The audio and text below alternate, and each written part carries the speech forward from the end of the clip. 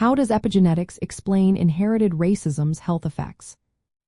Imagine your health being influenced not just by your lifestyle but also by the experiences of your ancestors. That's what epigenetics helps us understand. It's the study of how environmental and social factors can turn genes on or off without changing the actual DNA. Think of it like a light switch that controls how genes are expressed. When someone faces chronic stress or trauma, chemical changes happen in their genes, like DNA methylation, which can affect how their body responds to health challenges. These changes can be passed down to children and grandchildren, meaning the effects of racism can be inherited biologically. In Black communities, ongoing exposure to racial discrimination and economic hardship causes what scientists call weathering. This is when the body ages faster due to constant stress, leading to higher risks of illnesses like high blood pressure, diabetes, and mental health issues.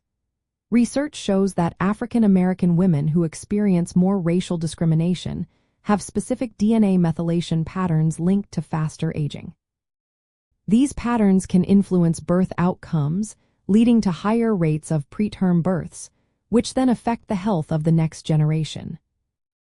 This means that the biological scars of racism are not just in the mind but are embedded in the body and passed through generations. Structural issues like neighborhood segregation and limited access to health care make these effects worse. These social factors create environments that keep stress levels high and health outcomes poor. Epigenetics helps explain how social injustice becomes a biological reality, affecting genes related to inflammation, stress response, and metabolism. Understanding this connection shows why addressing health disparities needs more than just medical care. It calls for social change and culturally sensitive health practices.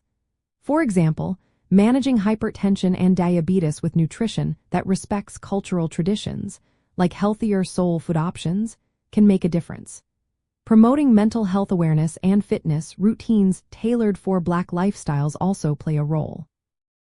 Healthcare providers who understand how inherited effects of racism influence health can better support their patients with targeted, respectful care.